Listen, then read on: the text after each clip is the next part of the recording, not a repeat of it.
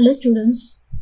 So today's lecture we are going to study about the prokaryotic cell membrane, that is the bacterial and the archaeal cell membrane. So let's start.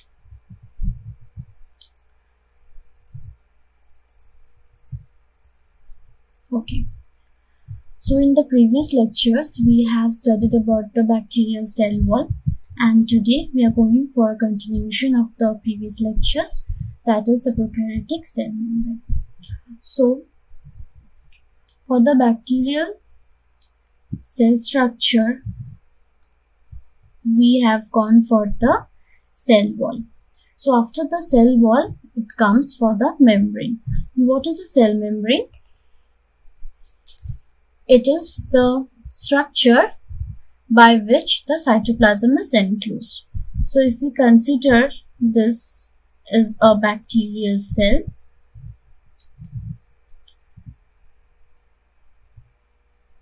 and if this is a bacterial cell and we come here for a outer covering, this one is known as the cell membrane. The cell membrane. So now I am going to divide this, like what are we going to study about the cell membrane. About the cell membrane, we are going to study about its features, the composition,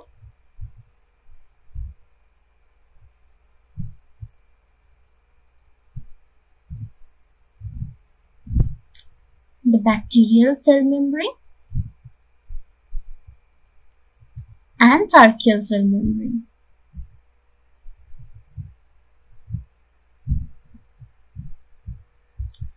And then we are going to study about the functions of the cell membrane and also some extra features.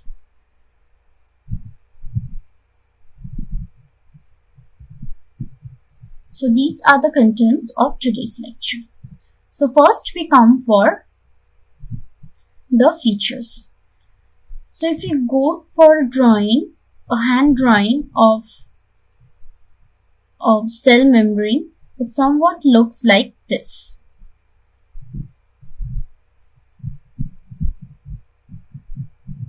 Right. This is a common structure or a schematic diagram of the cell membrane. And here we have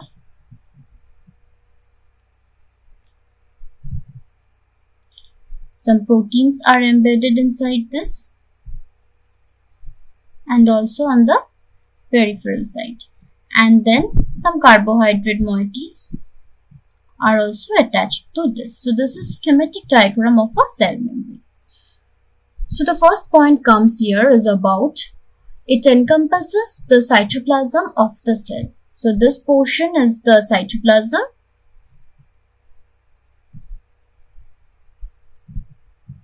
and the encompassing structure is called the cell membrane, and it is the chief point of contact between the cell's environment. Definitely, as this is the cytoplasm and any of the actions that are taking place here, the chief point of contact will be between this cytoplasm and the outer membrane. Another name for the cell membrane is plasma membrane. So now let's come to the features of the plasma membrane. So the first point that we come for is they are selectively permeable in nature. So this is a very important point, selectively permeable. What does this term stand for? This term stands for, like, the nature of the cell membrane is somewhat very selective. That is, they allow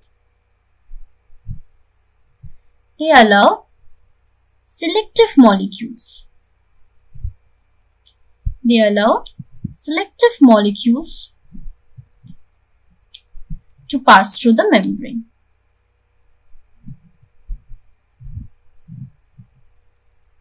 Pass through the membrane. And the others are restricted. And the second point is that they are mainly impermeable. They are mainly impermeable to water molecules.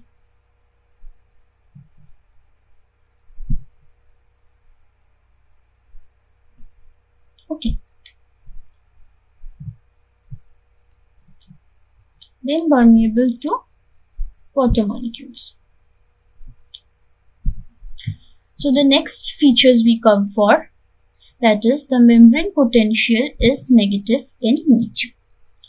Now, this negative charge of the membrane potential, the negative charge of the membrane potential is due to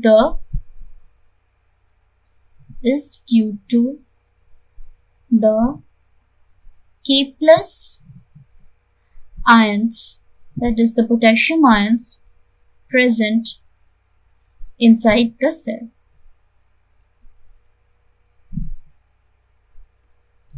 Potassium ion present inside the cell.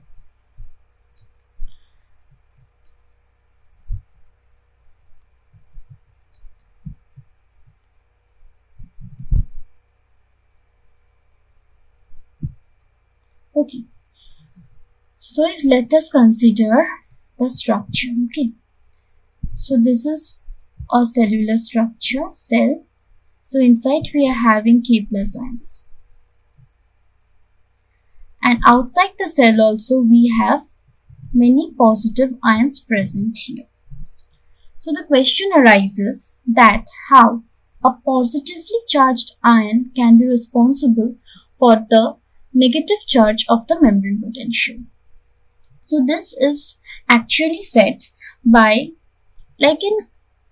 with reference, okay, like in reference to the outer positive ions, we can say that inside of the cell is negative in nature. How?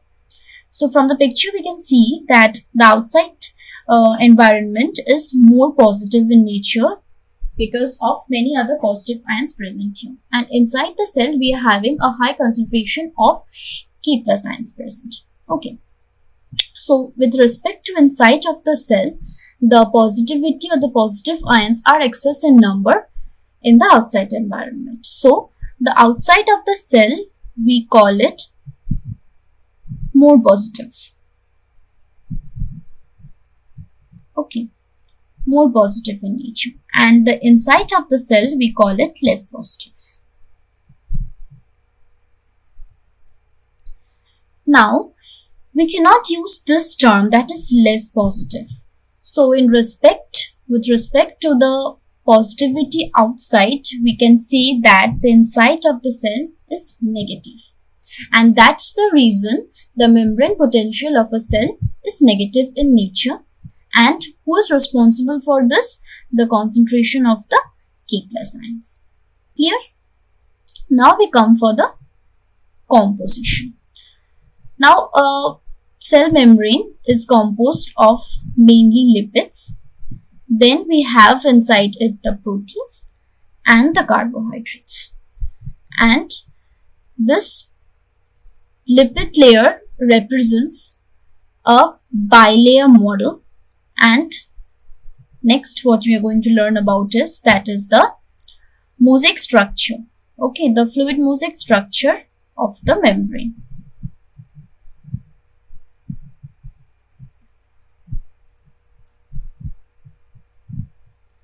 Okay, so the first one is over, that is the features. We came to know about the features.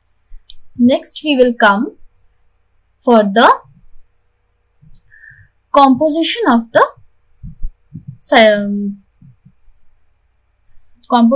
bacterial cytoplasmic membrane. So here we have a picture of the bacterial cytoplasmic membrane, and we have already studied that it is composed of lipids, proteins and carbohydrates. And the main components of the cytoplasmic membrane is the lipids and proteins. They are the main. They are the main components. Okay, these are the main components. So here we have, so these are the lipid structures. They are forming a bilayer, and the proteins are embedded inside this.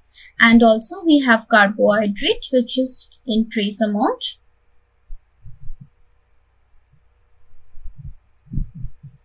Present in trace amount. So here we come for the fluid mosaic model of the membrane structure.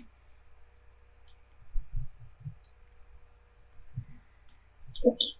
So this structure that we call the fluid mosaic model, this structure was proposed by two scientists, that is Singer and Nicholson. And as from the name we can suggest that fluid mosaic model. Why it is called fluid mosaic model?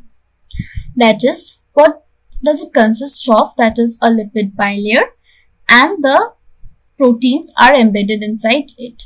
Okay, so this is like, we know that the membrane is having its fluidity, so it's a fluid structure, and these proteins that are present there, so the structure doesn't only contain the lipid but also the proteins and the carbohydrates, so we call it a mosaic structure, that is the fluid mosaic structure.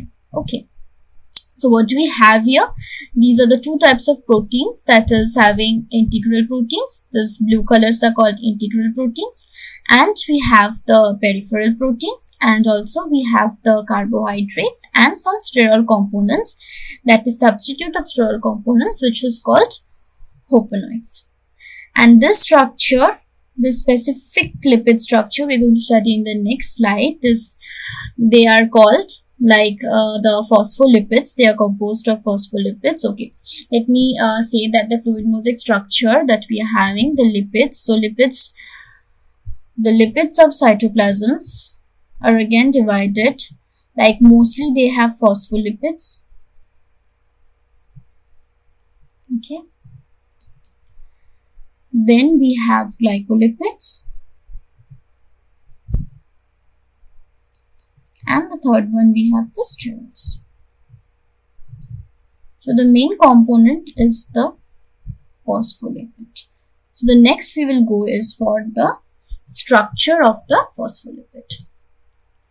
Okay, so each lipid molecule is having, so this is a structure of a lipid molecule. If we go for this is a structure of a lipid molecule.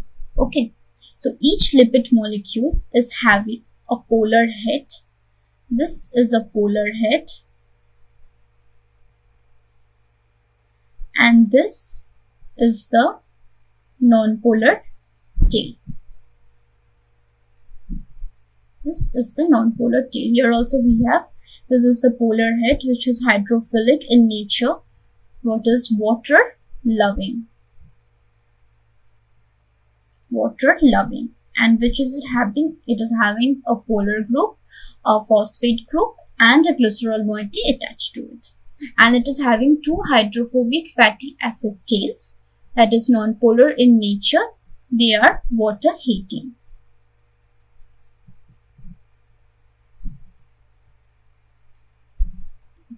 So because both the groups are present here, the polar and the non-polar group, the structure is collectively known as amphipathic or amphiphilic. So the phospholipids are amphipathic or amphiphilic in nature. So what does this polar end do? They interact with water and they are hydrophilic in nature. And what does this non-polar group do? they are insoluble in water and they tend to associate with one another. See, this is the association with one another and they form a phospholipid bilayer or the membrane. This is how a membrane is constituted. Okay. The outer surface of the bilayer membranes are thus hydrophilic, whereas the hydrophobic ends are buried in the interior, which is away from the surrounding water. So, phosphatidyl ethanolamine, that is an amphipathic phospholipid, often which is found in the bacterial membranes. And the R groups are long, non-polar fatty acid chain. Okay, so this is the construction of a phospholipid in the cytoplasmic membrane. Okay. Then we have the features of a typical bacterial plasma membrane. So here we come for, like, they are very similar to the eukaryotic membrane. Yes, they have all the features that a eukaryotic lipid bilayer structure has, but they differ in some content, that is the sterol content. In eukaryotes,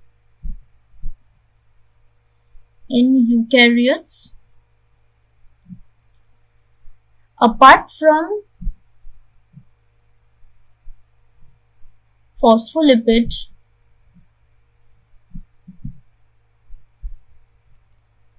and glycolipid,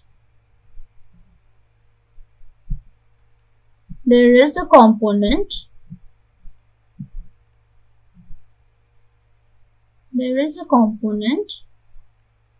called steroid.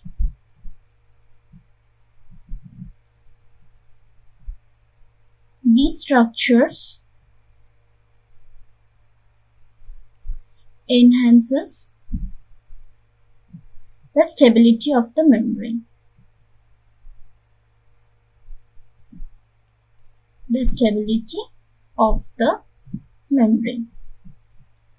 So in bacteria, we do not have this typical steroid structures which is present in the eukaryotic cells. But there is a substitution of it and we call it hopanoids. We are going to come to it in the next slide.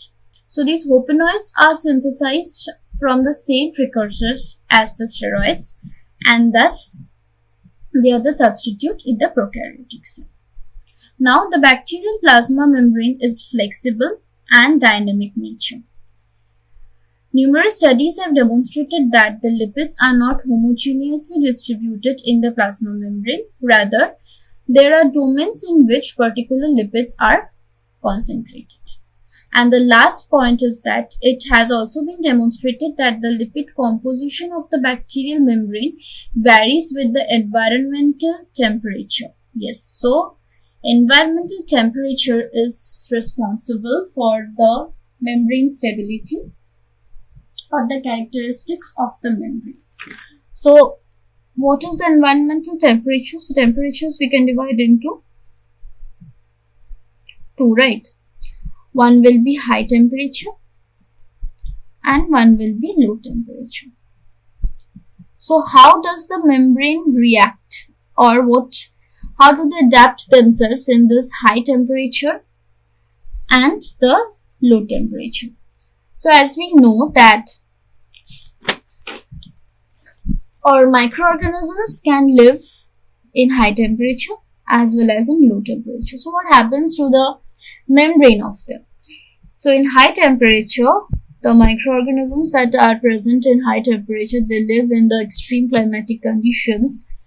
They are called thermophiles or hyperthermophiles. Okay. So, to survive in this high climatic conditions, high temperature and pressure, what do they do is they have like their cell membrane,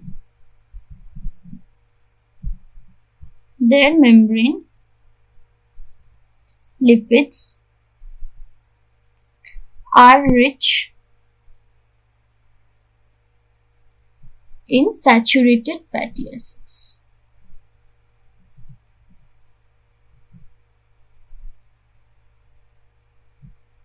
This is the adaptation they take. Now these saturated fatty acids, how do they work? I mean, how to keep it in very high temperature? The cytoplasmic membrane may melt. So to maintain the stability of the membrane, they produce much more saturated fatty acids. And how does that work? It works by this, is that the saturated fatty acids form a stronger hydrophobic interaction and an environment. Okay, so these saturated fatty acids, they provide a strong hydrophobic environment, and the membrane remains stable. Okay, so this is for the high temperature. Now we are coming for the low temperature. What does happens to the microorganisms in the low temperature? So to maintain the optimum membrane fluidity at low temperature, there are several changes which happens in the fatty acid profile of the bacterial cell membrane.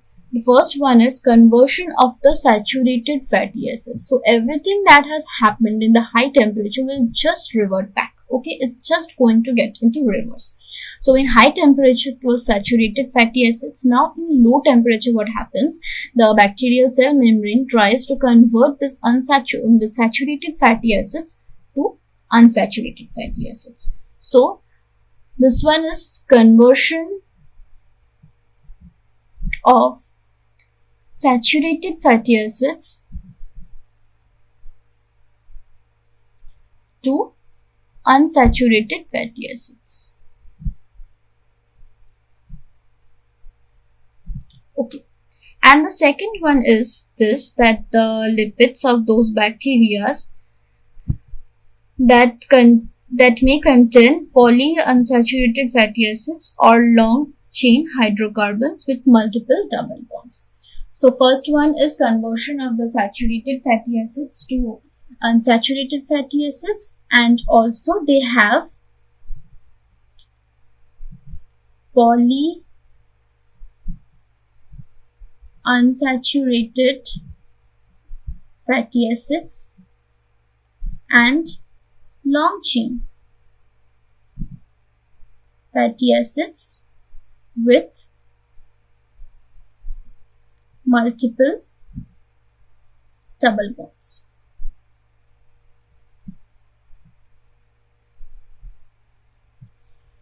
These two adaptations are responsible, or they contribute to the stability of the membrane, and the membrane remains fluid.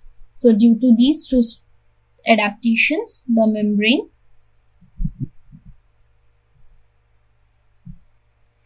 remains in semi-fluid condition.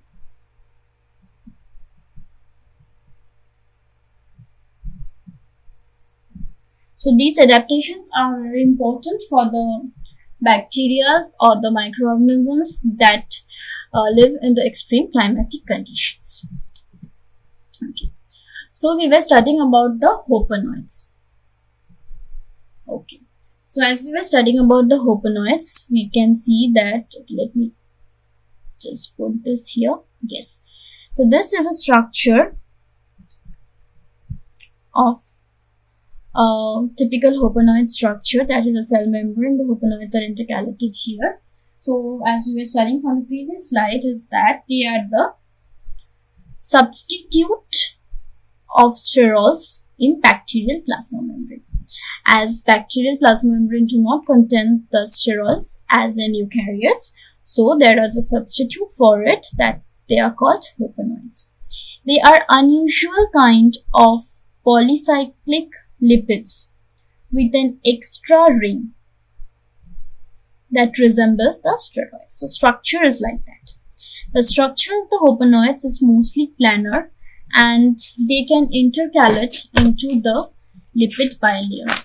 So from the structure we can see there that here these are the cell membrane, the phospholipid structures, and in between we can see these are some unusual structures present here. These are known as hopanoids.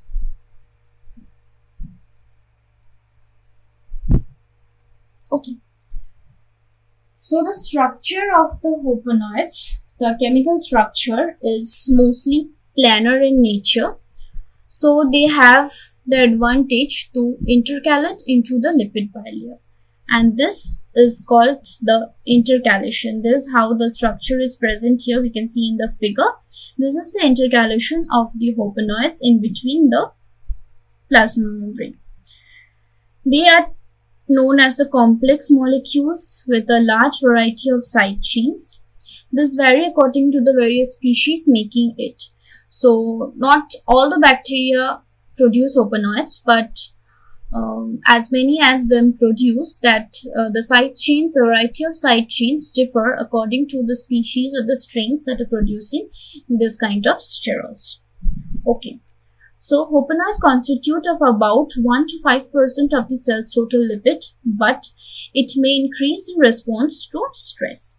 And the hopanoids and sterols are analogous in nature. How this is analogous in nature? So what is the definition of analogous in biology? That is, they have the same function. They have the same function, but different origin.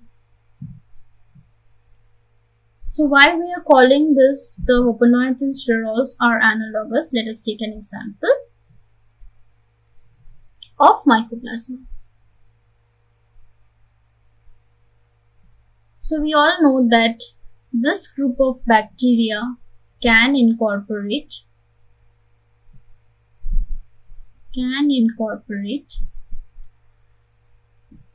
a huge amount of sterols.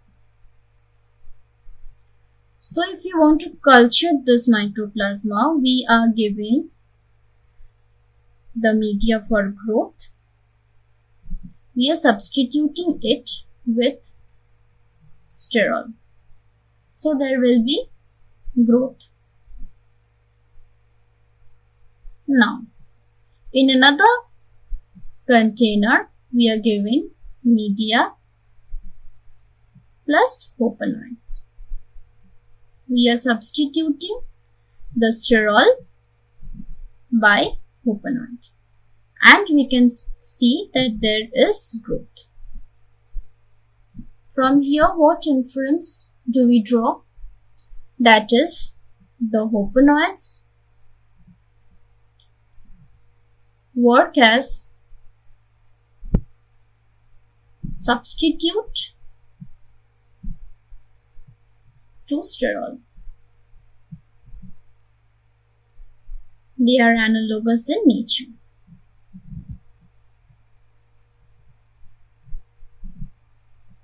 They are analogous in nature. Now it has been seen that they are provided with the hopanoids instead of steroids, and still they can grow. So this is the inference. Okay. Now we have is that they respond to the, that is, they constitute as 1 to 5% of the cell's total lipid content, but it may increase with the response to stress. Now stress. What kind of stress is this? The stress is about the high temperature, pH, or the detergents that are used during the growth, etc. So what are the microorganisms that may produce extra hopanoids? That is, one is we known as Zymomonas. Okay. The second one is a Bacillus species, that is Bacillus acetocalcerus. Calculus, what happens here is that it makes about 7 times more hopenoids at 65 degrees Celsius than in 60 degrees Celsius. So when this bacteria is grown in 60 degrees Celsius, it makes an amount of hopenoid. But when it is grown in 65 degrees Celsius, the amount of hopenoids increases by 7 times. So there's a change in the hopenoid in lipid content. Okay. And next we have that the hopenoids are seen in actinomycetes also. Now it may contribute to the aerial mode of life which requires special membrane properties. Now we know that actinomycetes are filamentous in nature and they survive in aerial mode.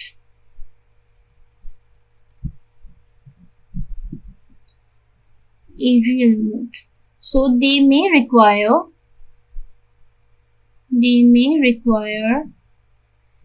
special membrane adaptations.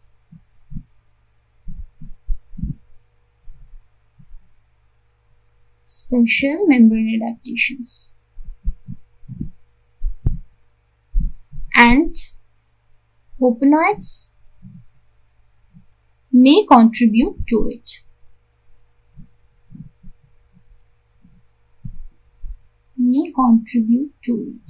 And what is the overall function of this hopenoid?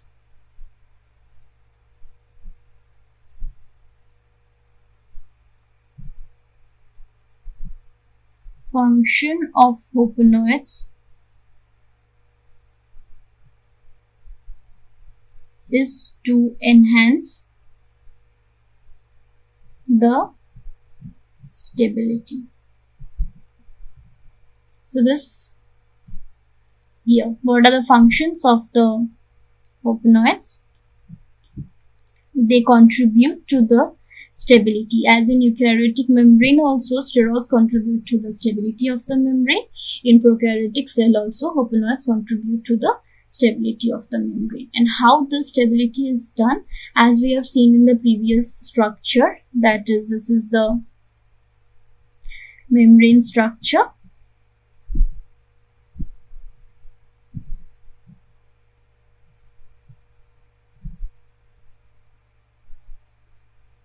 This is the membrane structure, and we have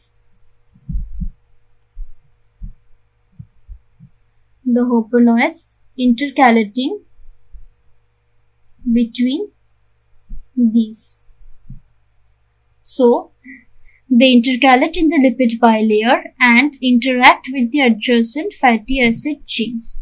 So they intercalate in between and they interact with the adjacent fatty acid chain.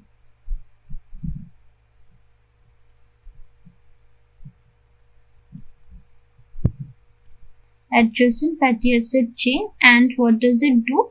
They enhance the stiffness. And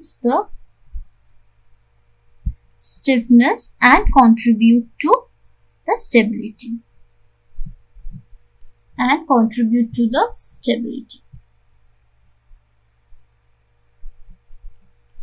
They help membrane withstand the damaging stress conditions like high temperature, low pH, and the detergent, as we have already discussed in the previous slide. Okay. Now, so from the composition of the lipid bilayer, we have finished the structure of the lipid composition. Now we come for the second composition of the cytoplasmic membrane, that is the protein. So as it was a fluid mosaic structure, so we were having lipids as well as the proteins present there. So what are the proteins present there in the cytoplasmic membrane? That is, the first type is called the integral protein. What are the integral proteins? They are embedded inside the lipid bilayer and they are attached to the hydrophobic region. So these are the proteins that are permanently attached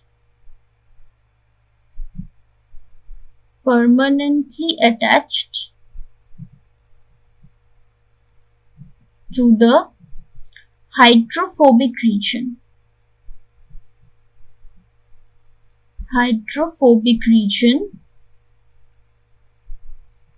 of the lipid bilayer. These are called the integral proteins. And we have the peripheral proteins. They are loosely attached. They are loosely attached to the lipid bilayer or the integral protein.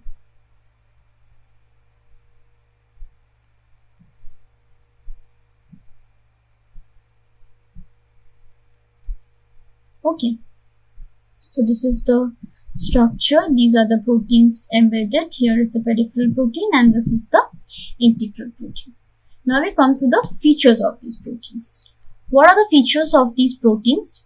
We come here is for the first one we have is the integral proteins.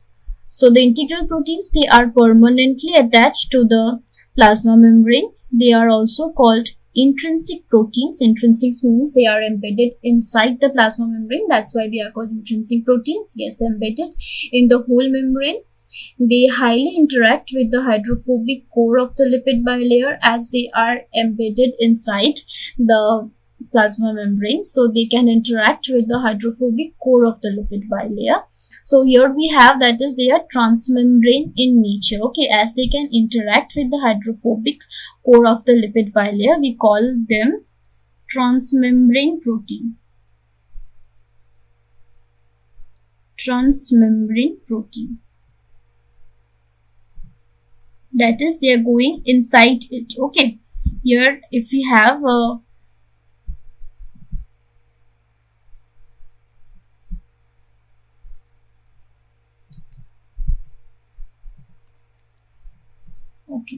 here if we have the membrane structure,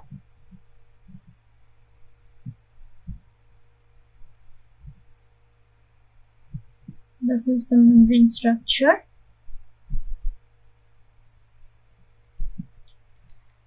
and we have the proteins embedded inside. This is the way the proteins are embedded inside. So this is a transmembrane protein.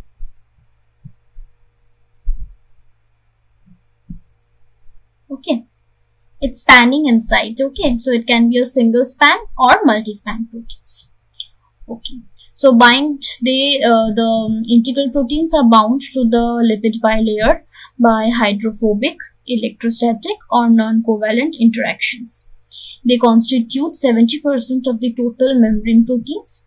Now they contain both hydrophilic and hydrophobic parts. They serve as the carrier proteins, channel proteins, and the enzymes. We are going to study about this in the transport of solutes, and how they can be removed, or if you want to isolate those proteins, you have to give them, that you have to treat those proteins with detergent so that you can remove the integral proteins from the plasma membrane.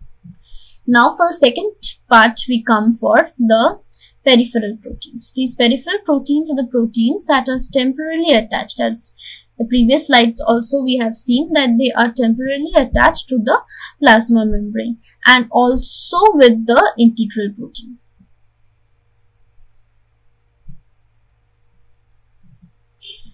And thus they are called the extrinsic proteins as they are found in outer side of the plasma membrane. Outer side of the plasma membrane. These are located in the inner or outer side of the phospholipid bilayer. They interact less with the hydrophobic core of the lipid bilayer as they are not entirely embedded inside the cytoplasmic membrane. So they interact less with the hydrophobic core. The peripheral proteins on the inner surface of the lipid bilayer, those are held by the cytoskeleton. They constitute as 30% of the total membrane proteins. They contain the hydrophilic parts and they serve as the receptors and surface antigens.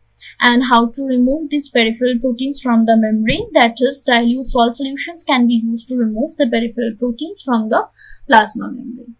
And we have here the functions of the proteins, that is, they help in attachment to cytoskeleton and also to the extracellular matrix. They help in cell signaling, that is, the receptors that are present. The receptors present help in this cell signaling. They have enzyme, they contribute to the enzymatic activities, and they transport the molecules, that is the integral proteins. The integral proteins act as the carriers. They help in intracellular joining and also in cell-cell recognition. So, in the bacterial cytoplasmic membrane, there are a few major classes of proteins. Those are known to be localized in the membrane. So, I'm going to mention here a few of them. The first one is the permease, which is responsible for the transport of many of the organic and inorganic nutrients inside the cell. So, this permease is present, localized in the membrane. Biosynthetic enzymes are also present, which are responsible for the terminal step in the synthesis of the membrane lipids and also the various classes of macromolecules that compose the bacterial cell wall. That is, there are several biosynthetic enzymes that are required for the cell wall biosynthesis and also the membrane lipid biosynthesis. Those are also present in the membrane. And the proteins that participate in generation of ATP. So, a cell requires ATP. So, the proteins that are responsible for this production of ATP is also present in the membrane. And also in respiratory bacteria, the electron transport chain and the ATP phosphotransferase is also located in the membrane. And in purple bacteria, we can see these two, ETC and ATP phosphotransferase, and also that is the other components of a complete photosynthetic apparatus. They are also located in the membrane. Now we have mesosomes, which are known as special structures, that is the invagination of the cell membranes. So in bacterial cell, as it is said in the books and the researches of the scientists, that is, especially in gram-positive bacteria, they possess a membrane invaginations. They have some membrane invaginations, which is in the form of convoluted tubules and vesicles. These are present in the membrane and are termed as mesosomes. They are found, now where they are localized is in the center of the cell and also near the cytoplasmic membrane. These internal structures increases the surface area of the membrane so that the enzymes can bound to it for their specific functions. So these invaginations of these membranes, these are special structures. So what do?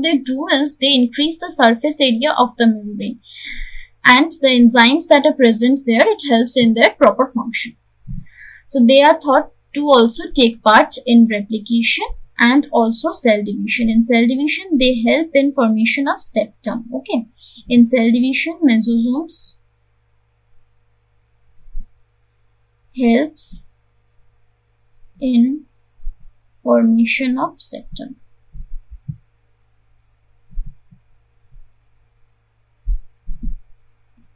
Okay. Now we come for the function of the cell membrane. So cytoplasmic membrane is a selectively permeable membrane and act as an osmotic or permeability barrier. So in the features only we have come to know that the cytoplasmic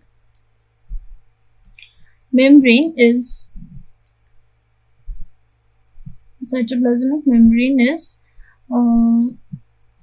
selectively permeable in nature. They are selectively permeable in nature and they act as an osmotic or permeability barrier. That is, certain molecules are allowed to pass inside the cell and others are restricted.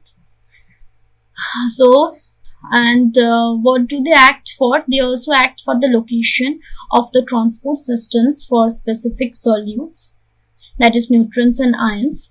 The energy generating functions, that is the respiratory and the photosynthetic and the electron transport systems, the proton motive force, etc., are also localized in the plasma membrane, and these functions are also carried out there.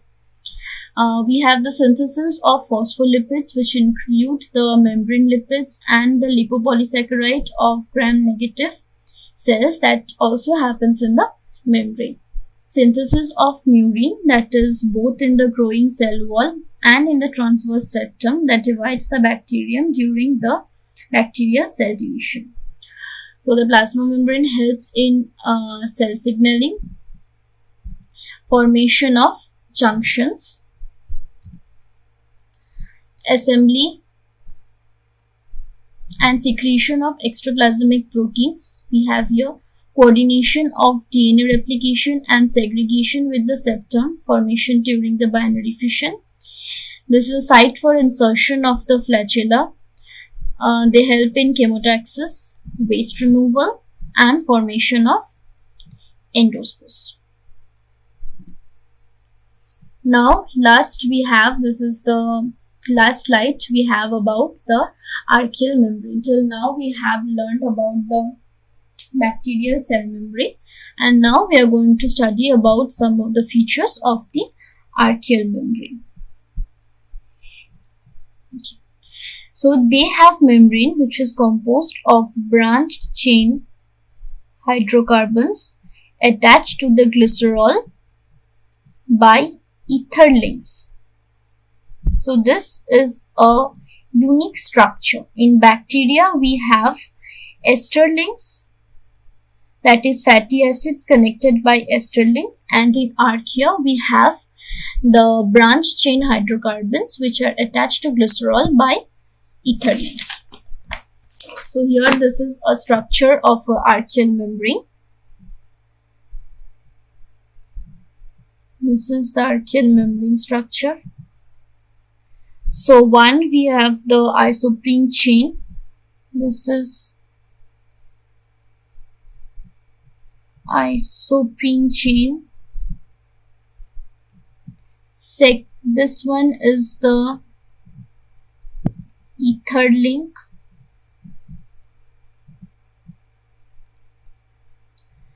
This one is the glycerol moiety.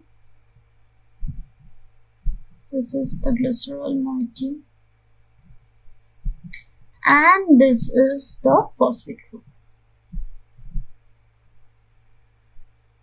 Okay. And this is for bacteria. Here we have, this is the ester link. Okay. So usually the diether hydrocarbon chains that are of 20 carbons in length, and archaea forms a membrane having this. But sometimes two glycerol groups are linked to form an extremely long tetraether chain which consists of a 40 carbons in length. So these are the tetraether chains. Okay, so this A structure, this is the diether chain which is having 20 carbons. Okay, C20. And this one is the unusual structure which is composed of tetraether, that is C40. Okay. Now what do we have here? Predominant in nature, that is phosphate, sulfur and sugar containing groups that can be attached to the third carbons of the diether and the tetraethers, making them the polar lipids. Now these predominate in the membrane, and 70 to 93% of the membrane lipids are polar in nature. So this is a different point in archaea. The remaining lipids are non-polar and are usually the derivatives of squalene. Now when C20 ethers are used, there is a regular bilayer membrane formed. So in archaea only we have both the structures, that is the bilayer and also the monolayer. So usually there is a formation of a bilayer structure, as in what all the organisms have, that is formed by the diether, that is the 20 carbons length chain. But when this membrane takes the structure or adapts itself to a monolayer that is constructed of C40 tetraethers, a monolayer membrane which is much more rigid is formed. And when is this formed? This is formed when it needs to adapt itself to the harsh climatic conditions, that is high or low temperature. So there is a formation of the monolayer. This is a distinctive structure. So okay, so here we come to the end with the bacterial and the archaea cell membrane, and in the next class we are going to study about the flagella, pili and the capsules. So thank you.